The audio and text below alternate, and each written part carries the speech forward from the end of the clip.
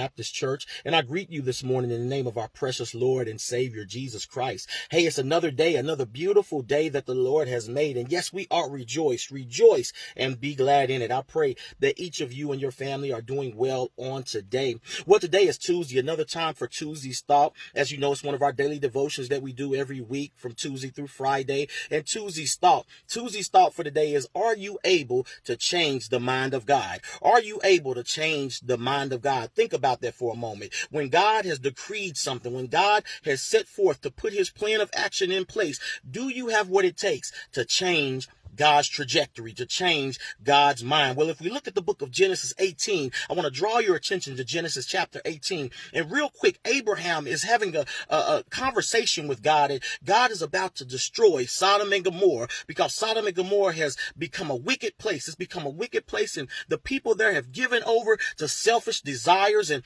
desires of the flesh, and they're in a position in their life to where they have turned their back on God and begin to chase after whatever they wanted to do and whatever they wanted to be in life. But God said, no way, I am not going to allow you to continue to live in this wicked state, so I'm going to destroy Sodom and Gomorrah. I'm going to destroy it. Well, Abraham's nephew Lot and his family lived in Sodom, and God said, listen, I'm going to destroy Sodom and Gomorrah, but Abraham is talking to me about Sodom and Gomorrah, and he's trying to rescue Lot and his family. And Abraham begins to negotiate. He says, listen, if I can just change the mind of God, if I can just get him to somehow not destroy that city, not destroy that town because of their wicked ways, if I can get God to change his mind, then maybe everything will be all right. And Abraham begins to negotiate and haggle with God. He said, Lord, if we can find 50 people that are righteous there, will you not destroy it? He said, Abraham, if you can give me 50 people, I won't destroy the land. He said, well, if you can give me 45 people, will you not? He said, if you can find 45 people, Abraham,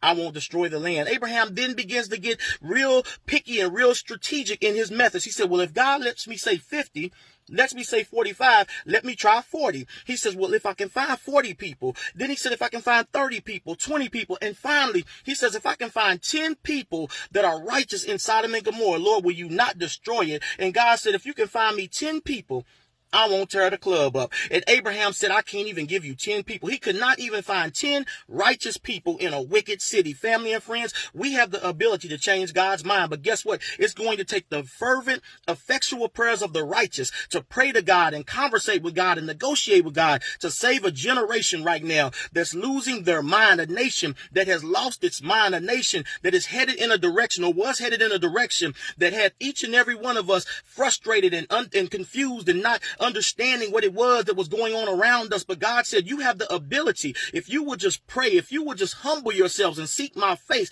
turn from your wicked ways. He said, I will restore to you the things that I'm about to take from you. I will take you through a process and rebuild you instead of watching everything fall down. Lord, I'm here to let somebody know today, beloved, that if we can just pray, if we can collectively come together as a nation and as a people, unite in love, by God's love, and begin to move in the way that God will want us to move, God will change his mind and change his mind about some things that I believe he's already decreed that are going to happen. But I'm here to let somebody know that we have the power. If you are righteous, if you are coming from a righteous place, you have the power to change God's mind. Talk to him today. Ask him what it is that he can do in your life to strengthen you and encourage you and empower you to be all that he has for you to be and do all that he has for you to do. I'm praying for you. I love you. I'm praying with you. Let's touch and agree today that God will continue to keep his hand upon America, keep his hand upon our world, and continue to raise up those who are willing to live a righteous life and willing to pray for those who need help